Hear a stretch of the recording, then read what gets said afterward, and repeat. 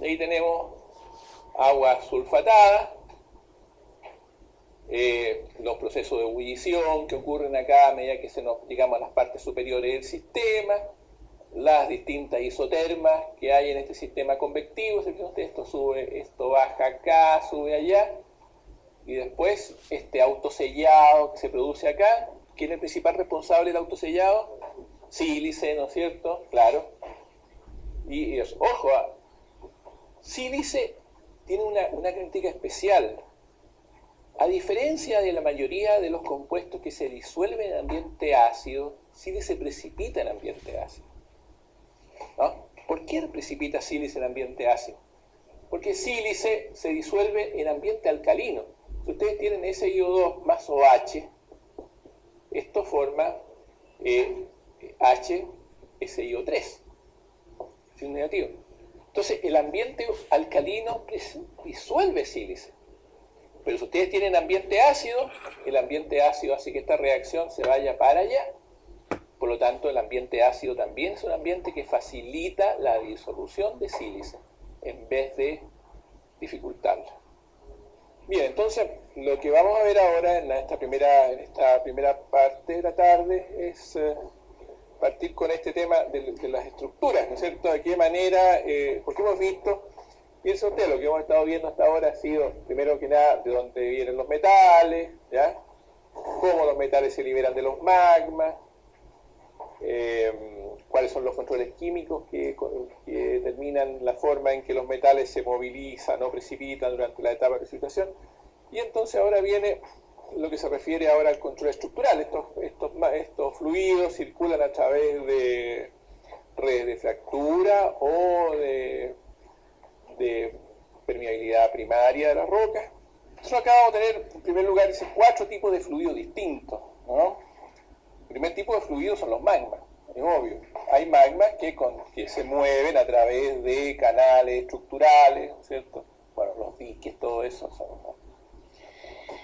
Después tenemos un segundo tipo de fluidos, los fluidos pegmatíticos y neumatolíticos, que tienen una cierta capacidad de difusión. O sea, tienen una capacidad en algunos casos de pasar a través de microfracturas de roca, lo que no puede hacer un magma propiamente tal. Y por último, los fluidos hidrotermales. Y hay una serie de situaciones en las cuales, como dicen, se presentan superposiciones. ¿Cómo suben los magmas? ¿Cómo ascienden los magmas? Es un misterio en parte. Me acuerdo una vez un profesor, un argentino, González Bonolino, decía, bueno, cuando los magmas suben, sepa Dios cómo suben, ¿cierto? ¿Cómo hacen para pasar? Cuando pasan a través de la materia sólida, ¿qué hacen? La van fundiendo y se va después recristalizando, pasan a través de microfisuras, etc. Es bien complicado eso, el ascenso profundo de los magmas. Arriba no, porque arriba ya se empiezan a mover bajo controles estructurales, por fracturas, ¿no es cierto? O bien generan hundimiento de los bloques que hay arriba, al estilo esto de todo lo que de los magmatic stopping, ¿no es cierto? Presionan, hacen que caigan bloques. Pero abajo es bien complejo, ¿no? Es como si en este caso, un líquido pasara a través de un sólido y el sólido volviera a refundirse. Es un poco como cuando un sólido pasa a través de otro sólido, ¿no? Ustedes conocen ahí un famoso experimento, que es el experimento de la barra de hielo. Ustedes tienen una barra de hielo y la barra de hielo la colocan en un caballete, ¿no? La barra de hielo así, y la apoyan ustedes en dos partes acá, caballete, ¿cierto? Y colocan acá un alambre fino que tiene pesos acá abajo. Este es un alambre de acero. ¿Qué es lo que va a pasar ahí? Lo va a cortar, van a quedar 2 mitades de hielo. Claro, a medida que va pasando, el líquido se va recongelando. Entonces pasa a través de toda esa historia y ahí quedó el hielo tal cual. Uno podría pensar a lo mejor un fenómeno de esa clase, ¿no es cierto? El magma, en este caso es un magma, atraviesa el sólido, pero el sólido va quedando. Es bien extraño, ¿eh? Son esas cosas que cuesta. con las categorías que uno tiene de sólido, líquido, todas esas cosas que funcionan acá, las presiones nuestras y todo eso, es distinto que lo que pasa adentro. Entonces, puesto que no es factible suponer que hay fractura de esos niveles, porque se sellarían, ¿no es cierto? Con esas presiones no puede ser, ¿eh? Entonces, seguramente lo atraviesan facilitando transitoriamente una fusión parcial a través de caminos difusos, en fin.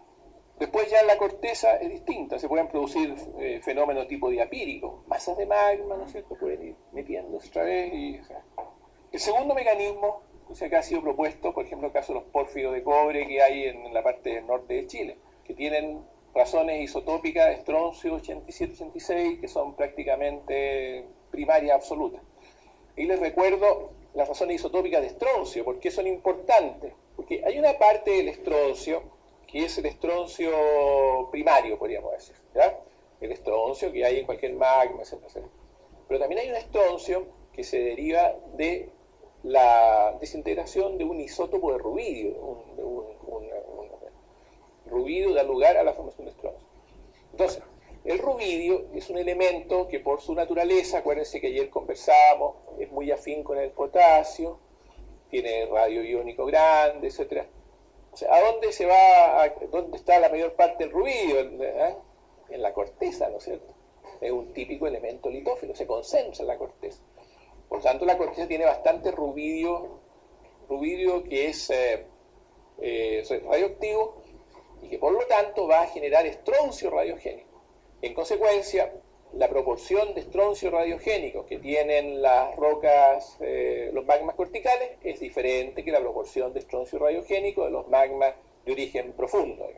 De tal manera que si uno tiene un magma, y ese magma muestra que hay una buena proporción de estroncio radiogénico, o sea, una roca, que esa roca tiene una buena proporción de estroncio radiogénico, podemos pensar que esa roca sufrió una buena influencia de la corteza, ¿no es cierto? Puesto que en la corteza es donde está el estroncio radiogénico. Si el estroncio radiogénico es muy bajo, no, acá en realidad no tuvo mayor importancia la contaminación cortical. Y los pórfidos de cobre del norte nuestro, por ejemplo, de Salvador, por ejemplo, 0,7040, eso es prácticamente la que tiene cualquier roca absolutamente del manto, digamos, sin ninguna influencia cortical. Entonces se supone que los pórfidos subieron así, rápido, como diapiro, se metieron para arriba. En cambio hay otros casos de pórfidos que muestran mucho más influencia cortical. Podría pensar que tuvieron por lo tanto, una influencia de la corteza más grande. Ustedes saben que la radioactividad, ¿se acuerdan bien de eso? De cómo funciona, no funciona, toda esa historia. Bueno, aprovechemos de repasarlo. Si todo lo que sea repasar conocimiento, reforzarlo, para eso está el curso. ¿Cuál es el átomo simple? El átomo simple es el átomo de Bohr, ¿no es cierto? Que nos dice que hay protones, hay neutrones en el átomo y hay electrones, y que el número de protones y neutrones, o sea, el número de protones es lo que nos define qué es lo que es cada átomo, ¿no es cierto? Porque un átomo está dado por el número de protones que tiene. En el caso del oxígeno, por ejemplo, 8 protones. Puede tener 8 neutrones también o puede tener 10. Sigue siendo oxígeno. Si tiene 10 será oxígeno 18. Isótopo estable, qué sé yo. Si tiene 8 será el oxígeno común 16. Pero lo que define que un elemento sea lo que es el número de protones.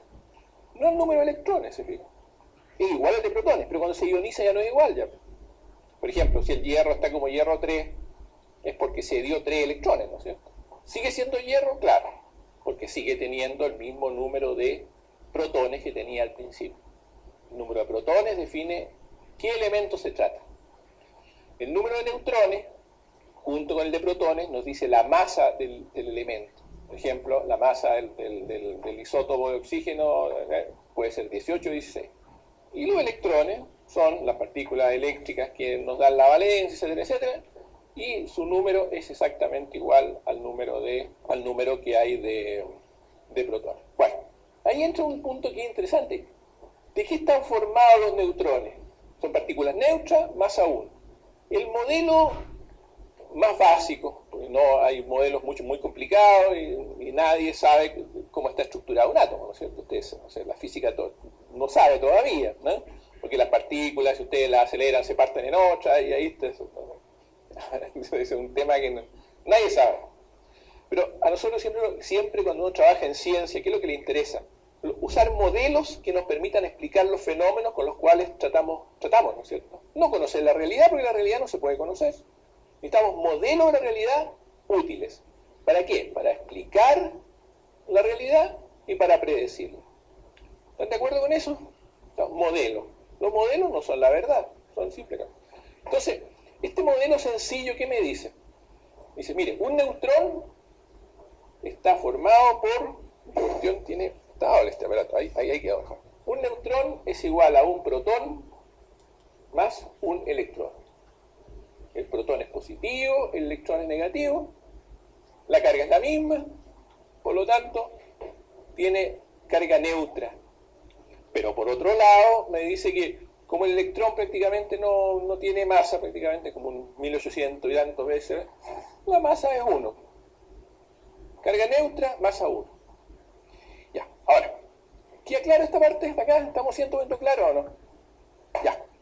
Entonces, hay el clásico experimento en que ustedes colocan un tubo de plomo, por ejemplo, y aquí al fondo colocan una sustancia radioactiva y la dejan libremente que se desintegre. Por ejemplo, uranio, radio, lo que ustedes quieran. Y de acá entonces van a salir 3 tipos de energía, materia, lo que ustedes quieran. ¿Ya? Y esas nosotros sabemos que son distintas porque colocamos campo eléctrico y campos magnéticos, entonces las separamos. Y vamos a tener un lado positivo acá, un lado negativo acá, ya.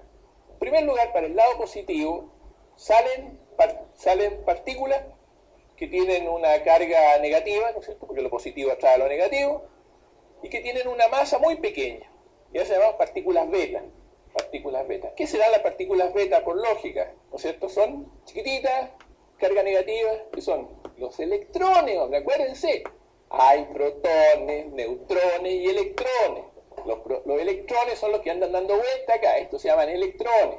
Su masa es más o menos la 2 milésima parte de la carga del protón. Son partículas chiquititas, 2 milésima, y son negativas, porque tienen la misma carga que tiene el protón, pero negativa. Entonces, estas son las partículas beta que están acá, que salen naturalmente de este material radioactivo que está acá. La pregunta es, bueno, ¿de dónde salen los electrones? Lo que pasa es lo siguiente, que los neutrones que teníamos ahí, acuérdense que les dije, un neutrón, de acuerdo con el modelo, este modelo sencillo, está formado por un protón y un electrón, ¿no es cierto? El protón y el electrón se neutralizan, lo cual da carga 0. Y da masa 1 porque la masa que se impone es la masa del protón. En consecuencia, un neutrón incluye a un electrón, un neutrón adentro, ¿no es cierto? En consecuencia, ese electrón que salieron acá de esto no viene de la envoltura electrónica, porque eso no tiene nada que ver con la reactividad. Viene de un neutrón de acá que se descompuso y emitió un electrón. ¿Qué parámetro determina qué elemento es? El número de protones. ¿Sigue teniendo el mismo número de protones? No. ¿Por qué? Porque un neutrón que tenía antes se convirtió ahora en un protón más un electrón. Si el electrón se fue, ¿qué quedó ahora sobrando? Un protón, ¿no es cierto? Es decir, este elemento ahora tiene un protón más de lo que tenía antes. Si el número de protones define la naturaleza del átomo, quiere decir que este átomo ahora ya no es lo que era. ¿En qué elemento se convirtió ahora? Si era rubidio, ¿en qué elemento se convirtió? Estroncio. ¿Por qué? Tabla periódica, busca la tabla periódica. ¿Y el número atómico cómo anda? Aumentó en 1 el número atómico, ¿no es cierto? ¿Por qué? Porque tiene un protón de más. Porque transformó uno de sus neutrones en un protón más un electrón, y el electrón se fue. Por lo tanto, el rubidio se convirtió en estroncio. En estroncio, que decimos radiogénico. Estroncio radiogénico. Porque es un estroncio que tiene distinto número, distinto peso atómico que el otro estroncio. Bueno, el rubidio radiogénico, no todos los rubidios, ¿no es cierto? El rubidio radiogénico. Cambió el peso atómico del rubidio, ¿no? Ese es el peso atómico que tiene. ¿Cuál va a ser ese peso? ahí se mantiene, ¿no es cierto?, el peso atómico, porque lo único que se perdió fue un electrón, no va a cambiar el peso atómico. ¿Qué pasó entonces enseguida? Ahora, ¿qué otra cosa puede pasar acá? Hay un tipo de partícula que también sale por acá, que tiene una masa 4. La masa es igual a 4. Y la carga es igual a más 2.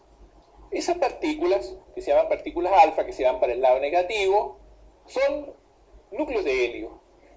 Núcleos del elemento helio, ¿no es cierto? El helio, acuérdense ustedes, un elemento, el segundo elemento, tiene 2 protones, 2 neutrones, 2 protones y 2 neutrones, dan masa 4, ¿no es cierto? Y como la carga la dan los protones, 2. Carga 2. También eso. Cuando un átomo, ya no es el caso del rubidio, ya, otro tipo de átomo, uranio, ustedes quieran, emite una partícula alfa. ¿Qué pasa con su número atómico? Si emite una partícula alfa, ¿qué ocurre con su número atómico? Miren, la partícula alfa está formada tiene masa 4 y tiene carga 2. Según lo que van, si emiten partículas alfa, el número atómico disminuye 2, si emiten partículas beta, el número atómico aumenta 1. Bueno, en el caso rubidio-estroncio es eso, ¿no?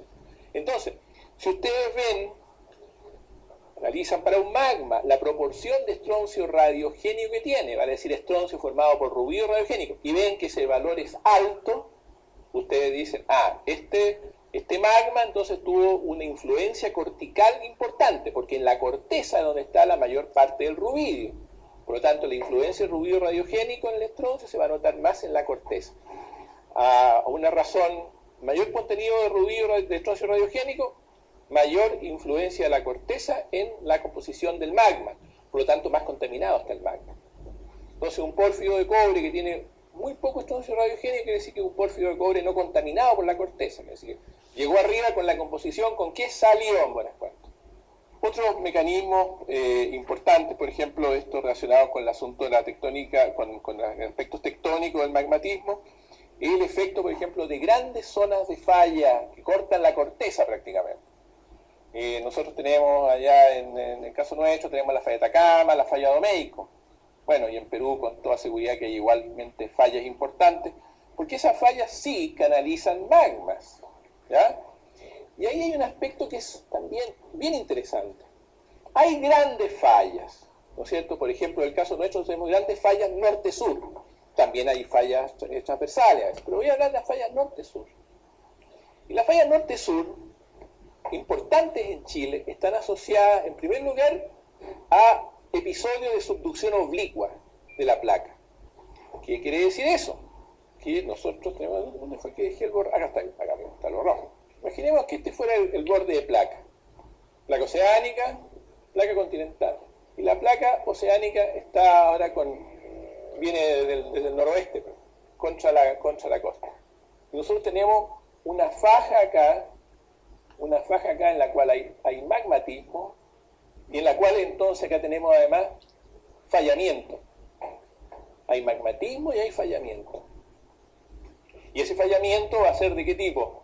Sinestral, ¿no es cierto? ¿Por qué? Porque este se va a mover hacia allá, la componente. Entonces se divide en dos componentes y la que está acá me va a ir corriendo los bloques del oeste hacia el sur, ¿no es cierto? Los magmas están asociados a esa falla. ¿Por qué los magmas están asociados a esa falla? ¿Por qué justo las dos cosas coinciden? ¿Cuáles son los tipos de causalidad que hay? Por ejemplo, yo tengo dos cosas, A y B. A y B son simultáneos. ¿Cómo lo interpreto en términos causales? Yo puedo decir A es causa de B, ¿no es cierto? Y lo otro yo podría decir, no, B es causa de A. O sea, B es lo que está influyendo haciendo A. Por ejemplo, acá la falla controló los magmas, ¿no es cierto? O podría pensar, estos magmas produjeron la falla. ¿Qué otro tipo de causalidad hay? Que C sea causa de A y sea causa de B, ¿no es cierto? Y podría haber un tercer factor que fuera el factor causal al final que manejara los otros dos, de la subducción, ¿no es cierto? Porque la subducción, ¿qué efecto hace? Genera magmatismo a lo largo de esta línea. Y al generar magmatismo en esa línea, ¿qué produce? Un efecto de debilidad, ¿no es cierto?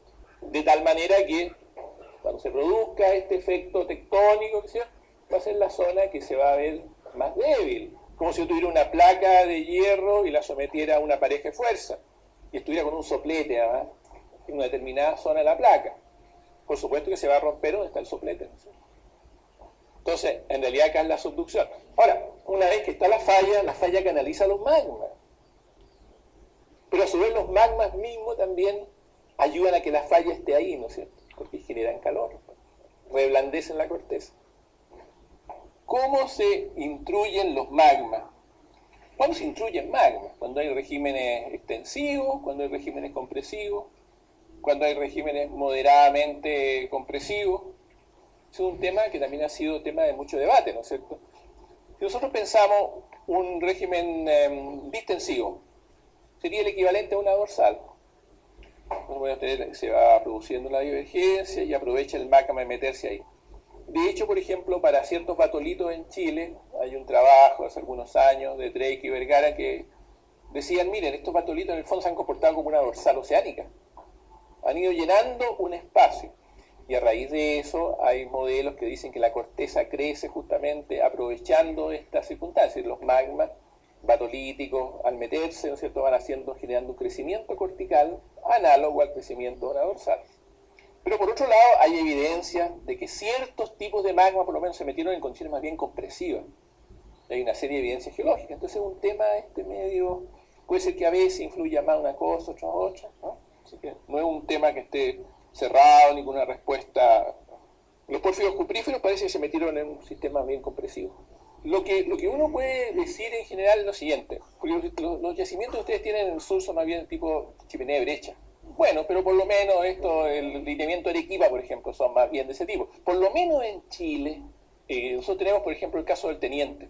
El Teniente es un enorme yacimiento y no hay ninguna falla a la cual el Teniente se pueda asociar. Hay unos artículos de Hollister en que planteaban justamente que en general el modelo tipo Stower, que está asociado fundamentalmente a grandes fallas, mientras los modelos chimenea de brecha no lo están. Entonces uno podría pensar, mire, en ese caso justamente puede ser que porque no existió una estructura de falla que controlara el sistema, ¿no es cierto? Entonces el sistema optó por meterse un poco a presión, ¿no es cierto? Si hay falla disponible, la van a usar. Si no hay falla disponible, se van a meter en condiciones más abriéndose camino por su propia fuerza impulsora. Yo lo pensaría así, ¿hay o no hay? ¿No es cierto?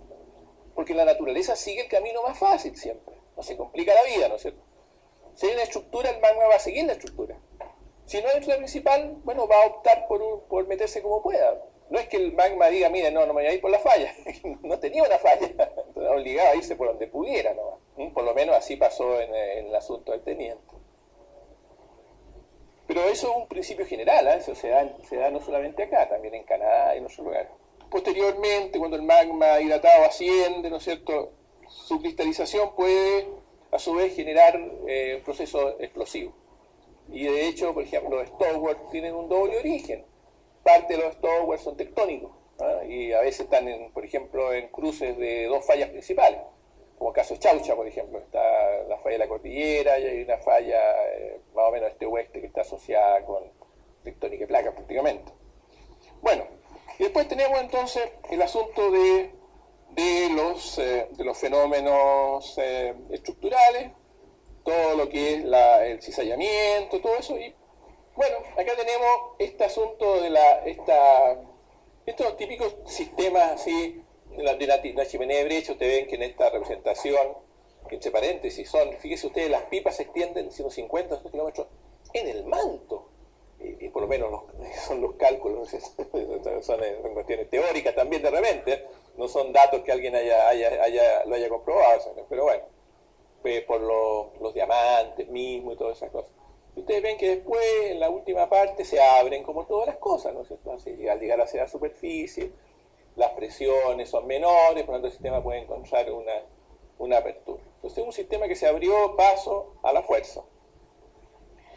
Ya, y aquí tenemos las situaciones que uno puede encontrar con las distintas situaciones de emplazamiento de magma en zonas de subducción y todas las distintas tectónicas. Acá tenemos una situación compresiva. Tenemos la placa que subducta, ¿no es cierto? La zona esta de fusión parcial, los magmas que ascienden, los volcanes acá arriba. Acá hay una situación también de subducción. Ustedes ven que acá se encontraban más bien condiciones extensivas. Y en consecuencia se forma el volcanismo y todo eso, pero eso está metido prácticamente en una especie de estructura de grave. Acá, ¿qué tenemos? Tenemos lo que se llama una situación de transpresión y acá una situación de transtensión. Acá no está muy claro en realidad el por qué, cuál es la diferencia entre un caso y otro, pero se los voy a explicar en realidad de otra manera. Transpresión y transtensión son dos situaciones que ocurren cuando tenemos subducción oblicua, pero sobre un borde de placa que no es un borde recto, sino que es un borde curvo. Acá aparece esta flecha para allá, ¿no es cierto? Pero eso no quiere decir necesariamente que la placa se vaya a cambiar de dirección, ¿eh? Lo que pasa es que puede ser simplemente una especie de un pulso compresivo que ahora como que deja de funcionar en buenas cuentas. Entonces el sistema entra a una etapa distensiva, no porque realmente haya una extensión, sino que porque ello se produce una descompresión. Hay que pensar que todo esto influye mucho el asunto de los rebotes elásticos, las rocas están comprimidas. Si uno tiene una roca comprimida y uno deja de hacer presión sobre ella, ¿qué pasa? La roca se abre, ¿no es cierto? Entonces no es que nosotros estemos tirando para allá, sino que simplemente dejamos de comprimir, el sistema se abrió. Entre paréntesis, eso es interesante porque también funciona un poco con respecto a estas situaciones de movimientos sinestrales y dextrales, etc. Nosotros hicimos un estudio en un distrito que se llama los Mantos Punitaqui, haciendo la geología estructural detallada, con todas las cosas. A todo esto también era un trabajo de memoria, que teníamos ahí de un alumno, José Concepción, que estaba trabajando con nosotros. Esa falla se había movido durante el Cretácico inferior, era sinestral, pero en el terreno las evidencias que nosotros teníamos eran de momento dextral. ¿Cómo compatibilizamos lo que tiene que ser con lo que estamos viendo? ¿No es cierto? Y el estudiante es súper estudioso, un cabrón, muy buen geólogo, se puso a investigar toda la bibliografía que encontró. Y encontró un fenómeno ahí que es muy bonito, que es el fenómeno de rebote elástico en falla de este tipo. ¿Qué pasa? Si ustedes tienen un pulso de este tipo, que está generando, ¿no es cierto?, un movimiento acá, movimientos de tipo dextrales, pero llega un momento en que ese movimiento que está generando una compresión del bloque, o está presionando para allá, para un momento su actividad, es decir, como que la placa empuja menos en ese momento. Esa roca está muy comprimida, se va a descomprimir. Y entonces uno puede tener localmente movimientos dextrales dentro de un movimiento que en forma global es sinestral, ¿no? Es una especie como rebote elástico, o sea, ahí se produce ahí, ¿no? Y a una escala pequeña, por supuesto, no va a ser la escala de mucho grado, pero a la escala que uno trabaja lo va a encontrar. Lo que les mencionaba, la cuenca de Guarmey, ¿no es cierto?, en Perú, que llega a tener una profundidad enorme, ¿eh? Esos son de varios kilómetros, ¿no es cierto? Hay unos estudios no me acuerdo qué autores son, pero super hard, porque son tremendamente. Y ustedes, esa cuenca que en Chile se le llamó una especie de cuenca marginal abortada, se le llama. La cuenca marginal abortada. En Perú ya es cuenca marginal prácticamente. Y después en Ecuador y Colombia, eso ya termina siendo una especie prácticamente casi dorsal oceánica. ¿No? Así que sí se pueden producir ese tipo de situaciones. Aquí estamos con lo que tiene que ver esto con las características de los materiales a medida que vamos bajando ¿cómo se llama?, en profundidad, ¿no? Vamos a tener materiales que hasta cierta profundidad van a ir aumentando su resistencia a la cizalla, pero a partir de un cierto punto ya se pierde esa posibilidad.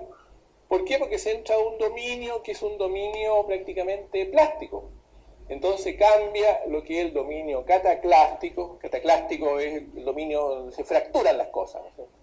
Por un dominio que es de carácter milonítico, donde el fracturamiento que se produce es un fracturamiento ahora, la deformación es de tipo plástico, metamorfismo, etcétera, etcétera. Incluso las rocas en las zonas de intensa fracturamiento se convierten en estas milonitas que son rocas foliadas.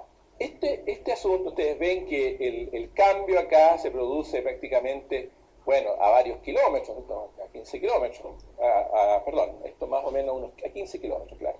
Se produce el cambio entre esta zona rígida y la zona ahora más plástica que vamos a tener abajo en la zona de falla misma, ¿ya? Pero estas cosas las podríamos tener mucho más arriba. En el mismo distrito Punitaqui, que nosotros, ese que decía, ese estudio que se hizo, que fue un estudio estructural y de geología económica, en fin, ahí, nosotros nos encontramos con que habían una zona de roca milonítica extensa, más o menos.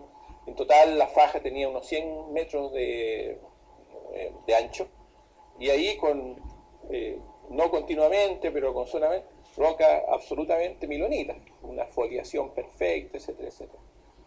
Ahora, esa es una zona que no tenía esa profundidad de generación, nunca. ¿Cómo puede pasar? Bueno, porque había también ahí un intrusivo. Habían dos factores que intervenían ahí.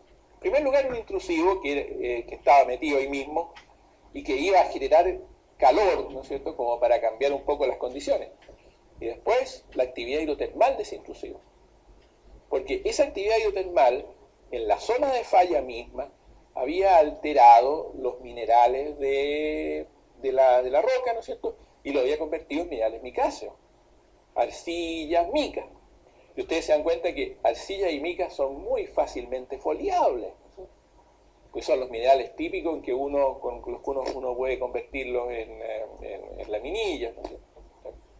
Entonces, hay veces en que fenómenos de este tipo, que en principio debieran ocurrir más profundamente, uno los puede encontrar bastante cerca de la superficie. A raíz de eso, hay también otro fenómeno que se da ya, no sé si ustedes lo tienen acá igual que nosotros, pero que ha sido un tema que es bien interesante porque dio para muchas discusiones. Hay un yacimiento de hierro que se llama Romeral.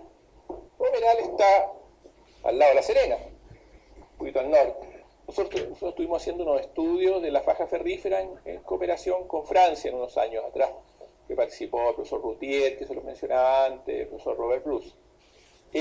Romeral tiene al norte del yacimiento principal, hay un yacimiento en que ustedes ven la mineación de hierro, está metida en verdadero, como en forma esquistosa, intercalada con capas de micas y toda la cosa. El Romeral lo estudió un famoso geólogo norteamericano, si ustedes lo conocen de nombre porque es autor de libros, etc., que se llama Charles Park. ¿Conocen a Park? Hay un libro de él, de Park y McDiarmid, que se llama Ore Deposit, muy bien conocido. Ya, entonces que Park era un experto en yacimientos de hierro. Y cuando él vio eso dijo, esto es un yacimiento tipo formación ferrífera bandeada, ¿ah? Que son yacimientos metamórficos, rocas antiguas del continente. Entonces, y el Romeral, que es un yacimiento de hierro hidrotermal, metasomático, típico, ¿no es cierto? Entonces, típico tipo Quiruna. Él dijo, este yacimiento tiene que ser una removilización de esa antigua formación ferrífera bandeada. ¿Me siguen bien el razonamiento?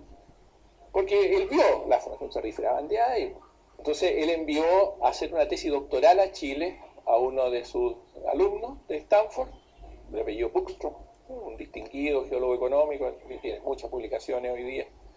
Y Buckstrom llegó a hacer su tesis allá, hizo un trabajo espléndido, pero se encontraba con el problema de que el profesor lo había mandado a estudiar una removilización. Bueno, Buckstrom escribió todo de una manera perfecta, practicando el trabajo de él, un monumento a un buen trabajo geológico y con todo. Y al final dijo algo, pero se corrió, la verdad, las cosas con ese tema, porque él vio que en realidad no tenía nada que ver con otro. Conversando con los geólogos de CMP, que es la compañía que explota el hierro, decían, es que esto es muy común. Está lleno de zonas a lo largo de la falla de Atacama, donde hay mineralizaciones de este tipo. Ah, pero todo está en la zona de falla.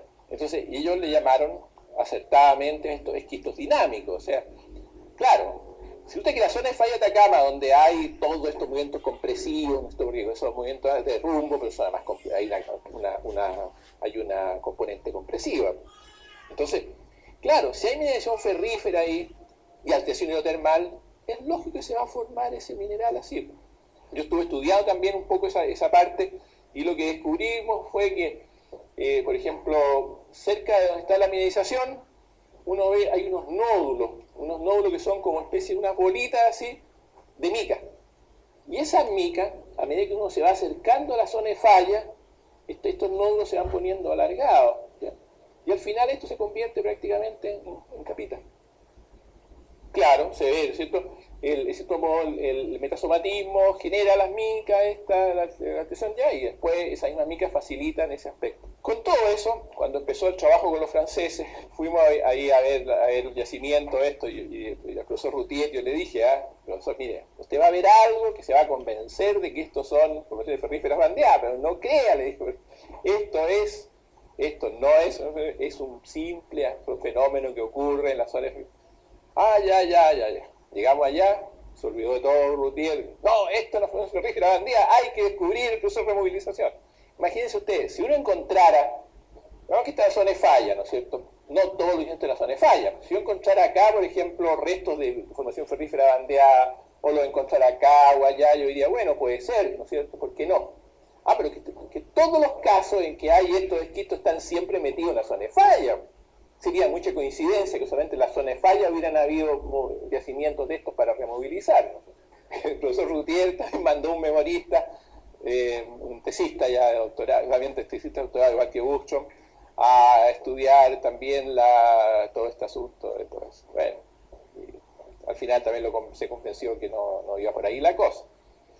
Así que uno tiene que pensar que en estas zonas de falla se va a encontrar con cosas bien espectaculares de repente.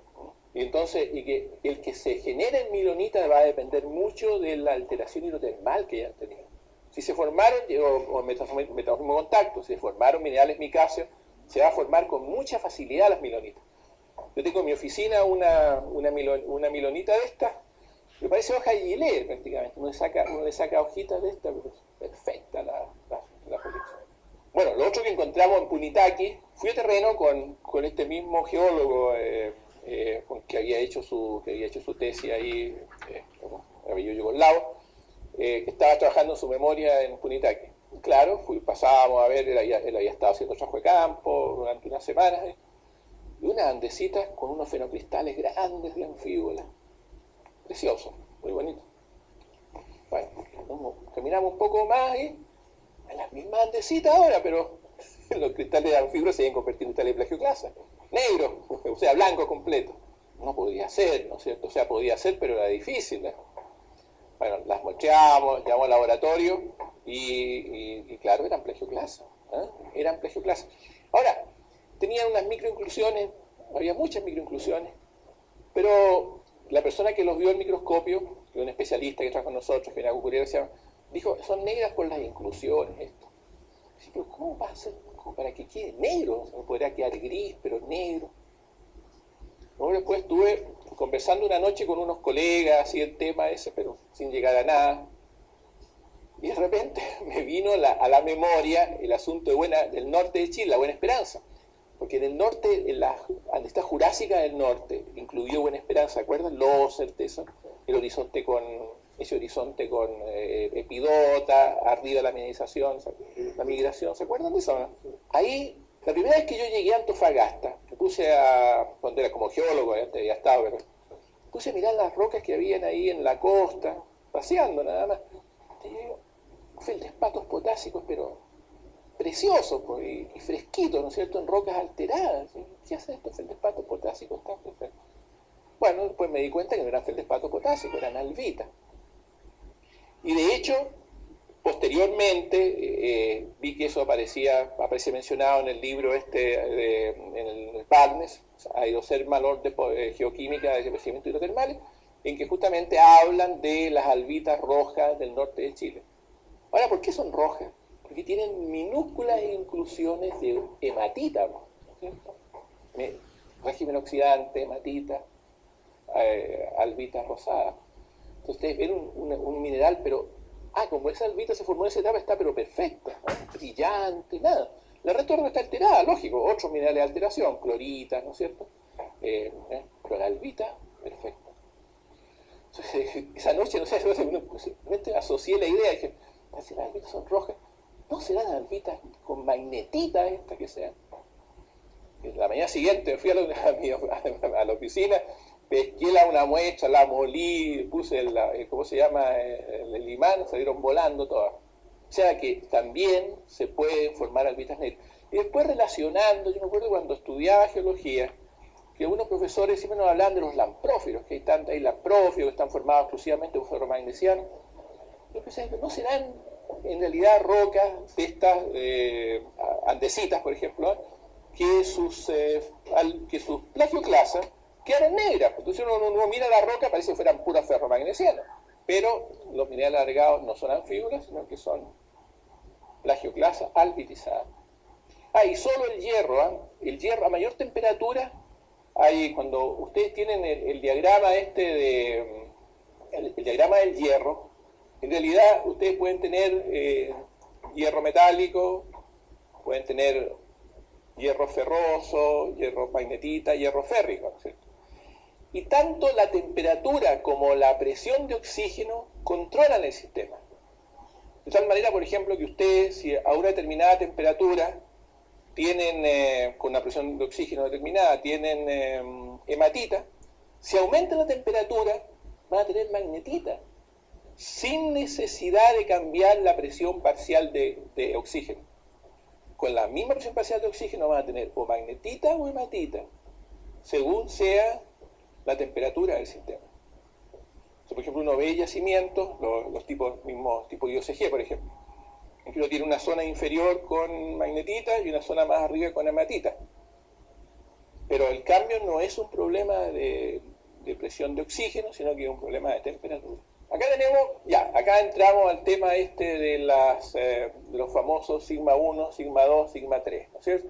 La teoría de la ley de Anderson y todas las teorías al respecto. Cuando ustedes tienen un bloque de roca sometido a esfuerzo, ese bloque de roca sometido a esfuerzo, los esfuerzos los podemos siempre traducir en un sistema vectorial de tres ejes, ¿no es cierto? Entonces, al eje de esfuerzos principales le vamos a llamar sigma 1, al de esfuerzos mínimos sigma 3, al de esfuerzos intermedios sigma 2. Y si tenemos, eso significa que vamos a tener además fallamiento. Por ejemplo, ustedes tienen un bloque, ¿no es cierto? Si ustedes tienen acá este sigma 1, este sigma 3 y acá está sigma 2, ¿cuál va a ser el efecto de eso? ¿No es cierto? Bueno, hay un doble efecto. El efecto número 1 es que se me puede producir diaclasamiento. ¿Cómo se produce diaclasamiento? ¿Qué posición tienen que tener las diaclasas ahí? Si se forman diaclasas ahí, ¿qué va a pasar? ¿Cómo se van a disponer las diaclasas? Esto es una fractura. No hay esto nada. Acá está, sigma 1, el horizontal sigma 1. Miren, ahí hay un principio que es súper sencillo, hay que grabárselo nomás y aplicarlo. En un sistema de este tipo siempre las diaclasas van a ser paralelas a sigma 1, perpendiculares a sigma 3. Siempre. ¿Por qué? Porque el sistema siempre se va a abrir hacia la dirección en la cual menos lo aprietan, ¿no es cierto? Entonces, lo estamos comprimiendo acá. Este sistema entonces se podría abrir de dos maneras. Se podría abrir hacia acá o abrir hacia arriba, ¿no es cierto? ¿Cómo se va a ser la abertura principal que tenga, la prioritaria? Hacia arriba, porque acá estamos apretando menos. Porque acuérdense que siempre sigma 1 es mayor que sigma 2 y es mayor que sigma 3. El sistema se va a abrir así. Entonces se va a diaclasar así, de esta forma.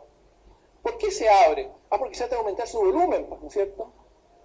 Si ustedes comprimen algo, una pelota de fútbol, por ejemplo, si uno la aprieta así, se alarga así. Entonces, como la roca es rígida, llega un momento en que trata de hacer eso, pero se rompe.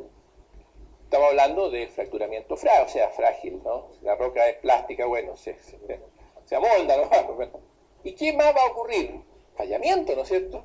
¿Y cómo va a ser el fallamiento que se va a producir acá?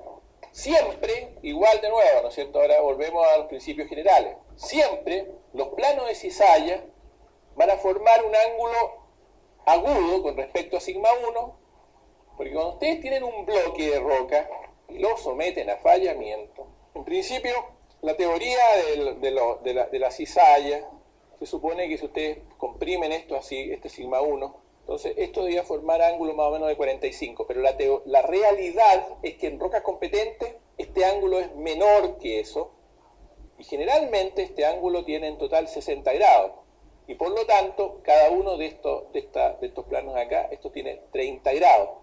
En roca competente esto forma 30 grados con respecto a sigma 1.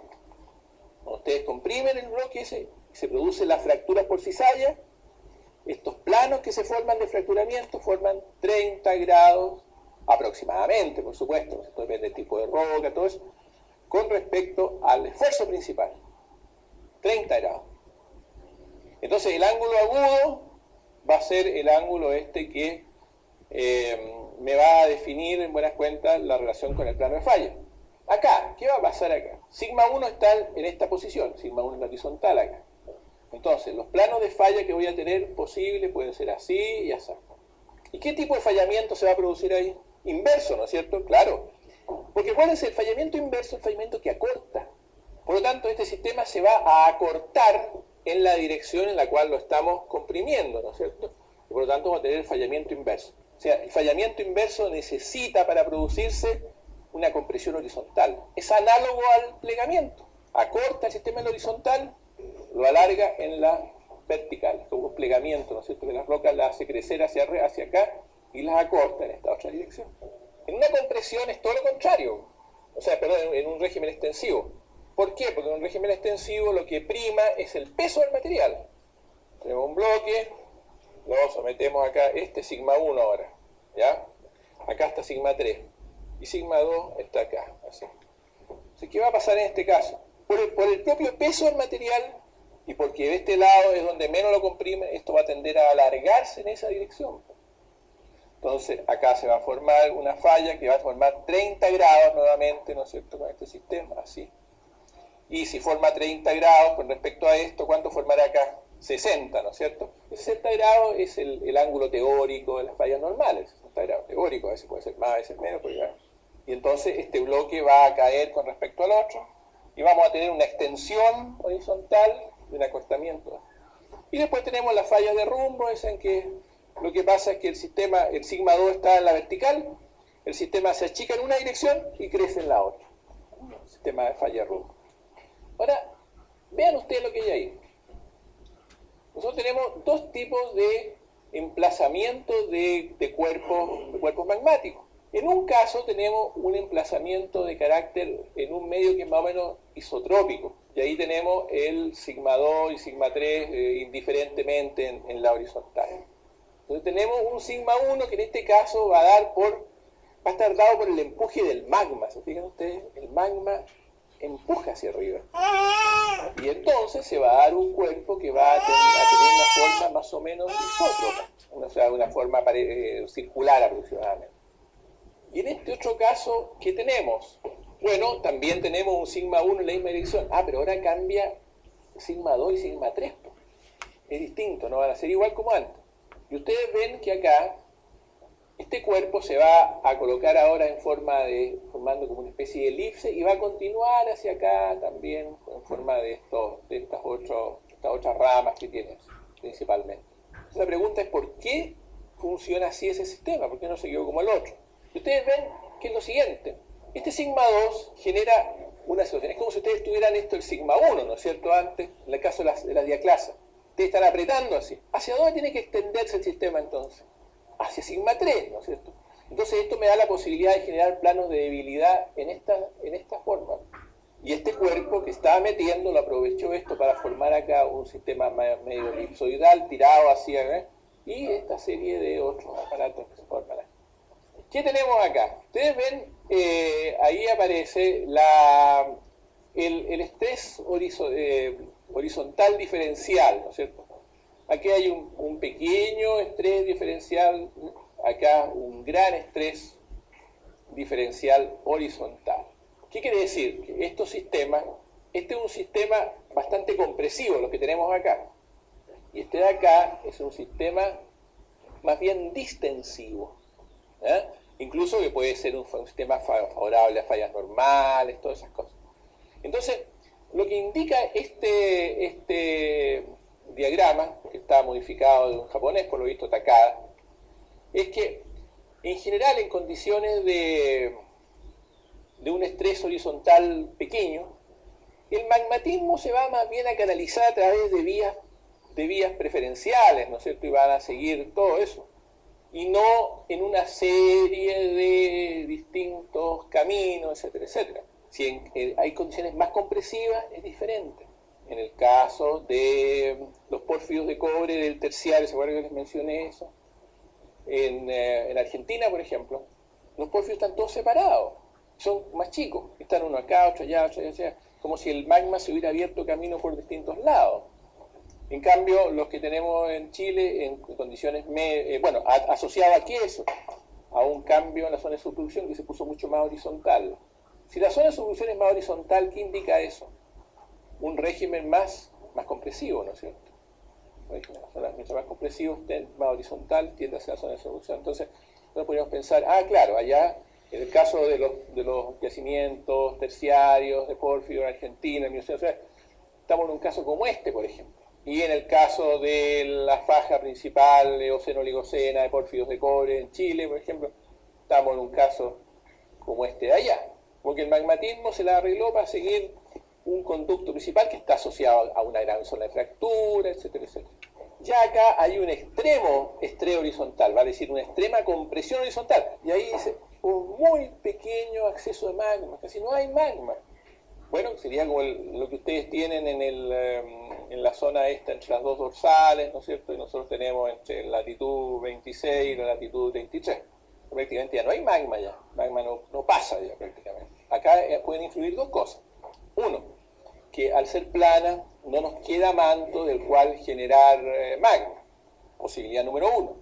Posibilidad número dos, hay manto del cual generar magma, pero la compresión es tan grande que no deja pasar los magmas. Esas son las dos interpretaciones, por lo menos como magmas volcánicos. Y eso, hicimos un dibujo ayer en que decíamos, mire, si la subducción plana esa corta prácticamente a nivel de la corteza inferior, no hay de dónde generar magma. Pero si cortara más abajo, podríamos tener magma, ¿no es cierto? Porque no, el que sea plana no quiere decir que no se va a poder producir esto. Pero como tenemos compresión, entonces a lo mejor la compresión no nos deja pasar los magmas que se generan. Entre paréntesis, nosotros en esa zona que no tenemos volcanismo, tampoco tenemos valle central. Ahí los valles son directamente este-oeste, son valles verdaderos, digamos, fluviales verdaderos, que van de la cordillera al mar.